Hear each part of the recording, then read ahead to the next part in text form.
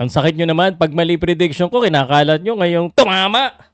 Ampaw, ano na? Mark Magnifico magsayo panalo.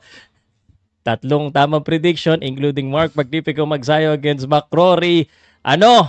Ano na? Pag-usapan natin kung ano ba nangyari. At grabe, ito yung sinasabi ko sa inyo. Hindi kayo naniniwala. Ito yung nangyari kay Mark Magnifico magsayo. Magsayo is the best. Explain ko kung bakit Podcast Sports, the number one independent sports voice of the Philippines. Si McCrory, hindi basta-basta kalaban yan. Former world title challenger yan. McCrory from Ireland, matibay, pero yung kamao ni Mark Magsayo, mas malakas, mas matibay. Ano na ngayon, yung mga hater ni Mark Magsayo dyan, walang stamina. Mark Magsayo, he is in his prime. Ang ganda ng footwork. Baka sabihin nyo hindi. Ang ganda ng mga head movement, ang ganda ng mga ilag. At higit sa lahat, biruin mo, he was fighting on the back pedal.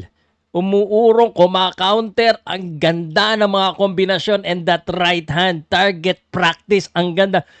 Yung percentage niya, 39+%. I think it has improved pag that basta he's right on target at yung kalaban niya, parang 17% lang yata yung land percentage. Biruin mo yon. He is really good at 135 right now and I think he is ready for a higher level fight at the 135. Like what I said, Mark Magsayo, ito, sino mas exciting panoodin kay Mark Magsayo? Wala na. Ito ang pinaka-exciting na panoodin ngayon, especially sa Amerika. Sikat na sikat si Mark Magsayo. In fact, pinakasikat. Isa sa pinakasikat ngayon. Ito si Mark Magsayo. Ang ganda ng pinakita niya. Nakakabilib. At syempre, magsayo tayo dito. No? Tumama yung prediction ko. Hindi ko na pagmamayabang pero sana i-share nyo po dito. I think Mark Magsayo is gonna fight for a world title at 135. And plus, well, hindi na natin pag-usapan yung kay Pedro at kay Jimwell dahil tumama na naman. Yung kay Tapales, well, ganun talaga buhay. Pero Mark Magsayo, ito yung sinasabi ko na nagsama yung lakas at saka talino ng laro ni Mark Magsayo. And exactly what we saw in this fight. Pati yung Marvin Somodio, alam mo, isa talaga ako sa believe na trainer si Marvin Somodio. Ang galing niya magbigay ng instruction, very calm, and exactly tamang-tama lahat ng kanyang sinasabi. So, Mark Magnifico Magsayo, you watch the highlight, he dominated the whole fight. Walang pinanalong round po yung McCrory. He was just getting bombarded.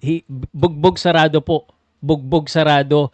Ito pong si McCrory from the start to round number 5, it was stopped, guys, no? And I think McCrory would fight until the end hanggang sa bumaksak siya. But the honest truth is, I think babaksak talaga siya dito and he is getting punched with a lot of heavy punches. Ang dami. So the the corner stopped it. Hindi makapaniwala si McCrory, but I think that's the right decision. It's just a matter of time bago siya ma-permanenteng ma-damage and we don't want that in boxing. So it's a good decision for McCrory to stop the fight, but Mark Magsayo is on the up and up. Matindi ka, Mark. Mark, congrats!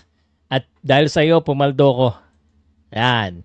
Salamat, guys. Ano na? Ampaw?